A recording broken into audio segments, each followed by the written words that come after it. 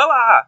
Hoje eu vim apresentar mais uma sessão de teoria e dessa vez se tratando de um dos desenhos mais amados de todos os tempos. Eu estou falando de Bob Esponja.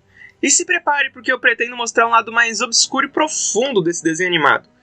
Bom, eu aposto que qualquer um que tenha tido contato com essa obra imagina que o mundo de Bob Esponja se passa em algo deturbado ou sei lá, que nada faz sentido. Bom, tudo bem, fica tranquilo, pois o desenho ele é para criança e eu vou tentar conectar um pouquinho dessa loucura do desenho, se der, claro, com algo que está relacionado com essa teoria. Mas lembre-se, é tudo uma especulação, tá? A própria internet já cultiva essa teoria faz muito tempo. E assim, eu vou tentar relacionar algo com a ciência e é algo que eu tentar achar interessante mesmo, tá? Então vamos começar. Vocês estão prontas, crianças? Estamos, capitão! Eu não ouvi direito. Estamos, capitão! Oh. A teoria do Bob Esponja se trata do local em que rolam os eventos do desenho. E caso você não se lembre, é a Fenda do Biquíni, sabe? Então, a Fenda do Biquíni, ela provavelmente é inspirada num local chamado Atol do Biquíni, que é um conjunto de ilhas chamada Marshall, no Oceano Pacífico. E sinceramente, não teria mal algum o Bob Esponja se inspirar num lugar real. Acontece que fica muito obscuro quando você começa a conectar que, sabendo que na década de 40 e 50, os Estados Unidos usou esse lugar para teste nuclear. Tá, já fica estranho, né? E não foi pouca coisa não. Na verdade, essa foi uma das maiores explosões norte-americanas, utilizando a bomba de hidrogênio, que tem um potencial de quase 7.000 vezes mais do que as realizadas em Hiroshima e Nagasaki, tá? Então, assim, o Atol de Biquíni sempre foi um lugar muito isolado, e por isso, né, por conta desse isolamento, eles acabaram utilizando esses testes. E assim, desde sua exploração até hoje, nunca houve muita população, mas os danos ao arquipélago das Ilhas Marshall são assustadores, onde em sua história, embora tenha ocorrido a evacuação na área e realizado os testes, ainda assim alguns dos nativos vieram a óbito pela exposição de cinzas brancas, né, radioativas que ficam na região, que chegam a alcances absurdos, e outros que tiveram até indenização dos Estados Unidos por conta dos altos níveis de estrôncio 90 no corpo após os norte-americanos assegurarem, nos anos de 1968, que já era possível habitar o local. Bom, claramente não era, né? Voltando ao desenho animado, Bob Esponja com certeza tem traços de coisas incomuns. E eu tô falando, por exemplo, sei lá, do fogo embaixo d'água. E isso poderia ser, eventualmente, uma referência à explosão que acontece na região na vida real. Embora a combustão do fogo no desenho animado é uma coisa bem estranha, tá? Principalmente porque combustão se trata de um fenômeno completamente diferente de fusão e fissão nuclear, tá? É apenas uma referência. E aqui é mais uma teoria. Enfim, e quanto aos peixes se afogarem nos lagos, por exemplo? Tá, isso é um fenômeno mais fácil de explicar. Embora seja incomum para muitas pessoas, isso não é tão difícil de você encontrar na vida real. Afinal de contas, isso provavelmente seria uma referência às zonas anóxicas, que são ambientes dentro do oceano mesmo, onde eles existem na vida real com uma baixa taxa de oxigênio dissolvido, e muito baixo mesmo, onde a própria vida marinha tem dificuldade de permanecer nesses ambientes.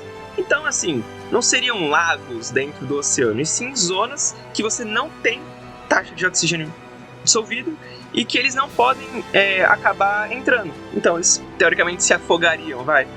E além disso, também encontrei uma possível referência aos testes nucleares.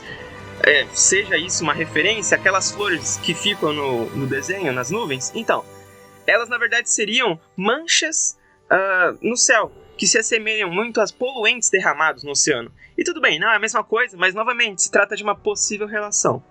E como você pode ver, eu tô forçando muito a barra, porque não existem tantas evidências que o desenho faça com isso. Porém, eu preciso falar que, por mais que eu esteja conectando as relações do Atol de Biquíni, o desenho ele foi criado por Stephen Hilbert, um biólogo marinho, o que significa que ele sabia o que estava acontecendo quando ele estava fazendo todos esses eventos se relacionarem. O Atol de Biquíni chamou muita atenção em toda a sua história. Além disso, os Estados Unidos acabaram pagando uma indenização de quase 100 milhões de dólares aos nativos, então isso ficou muito popular. A região foi proibida de ser explorada por uso de pesca, visto que não é recomendado o consumo desses alimentos, pois há um risco de radiação muito alto. Acontece que em 2010, a Unesco, a Organização de Nações Unidas para a Educação, Ciência e Cultura, declarou que essa região era um patrimônio da humanidade, o que significa, em outras palavras, que eles tinham um valor humano atrelado. Nesse caso histórico, sendo por considerar evidências tangíveis diretas e significáveis para poderes de testes nucleares. É basicamente algo que registra que tivemos ações humanas na região. E vamos lá, atualmente o atol de Bikini é reconhecido por turismo. Com a proteção e pesca dessa região, ele se preservou muito e mantém muita riqueza até hoje, chamando muita atenção de mergulhadores, claro, que querem presenciar algo diferente, bonito e com um alto valor histórico.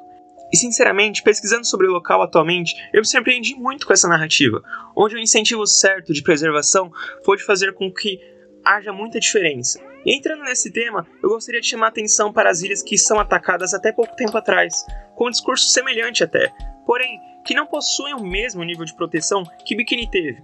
Bom, eu estou falando do arquipélago de Alcatrazes. Alcatrazes é um conjunto de 5 ilhas aqui, no litoral norte paulista, que durante o último governo foi alvo de diversas ameaças de ser atacada pelo exército brasileiro, com a justificativa de que seria uma área para treinamento militar, e com possíveis bombardeios locais. Acontece que esse ambiente possui residentes endêmicas, ou seja, organismos que residem somente nessa região. E nesse caso, Alcatrazes é algo muito especial, visto que sua diversidade é reconhecida por todo o país, chamado diversas vezes até de Galápagos brasileira, tá? Por conter alta diversidade, alta variedade de espécies, de peixes, aves, enfim. E eles estão alvos de extinção, sabe? E felizmente, os danos a Alcatrazes foram evitados. Ufa! Bom, tudo isso graças às ações ambientalistas que se movimentaram muito, né, por esse tema em 2022. Mas eu achei que seria interessante linkar isso com os temas da história do atol de Bikini, porque eventualmente na história, com algum desleixo, a sociedade não vem a proteger a natureza e dar o seu devido valor, e ela pode se repetir. Se você chegou até aqui, deve ter gostado bastante de Bob Esponja na infância, reconhecendo que é um desenho que conquistou a garotada por seu humor peculiar e momentos muito diferentes de qualquer desenho. Bom, e é inegável que a aparição de monstros ou então momentos diversificados fazem com que ele seja relacionado com essa teoria, mas eu quero lembrar que às vezes parece forçar muito a barra para que isso aconteça.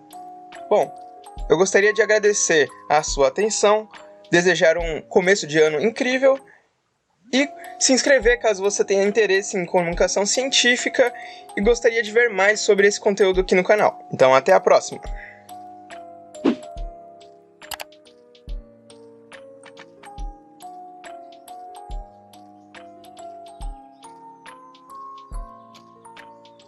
A cidade das conchas está logo aí! Conseguimos, Patrick! Conseguimos passar por tudo! Até por aqueles monstros horríveis e nojentos!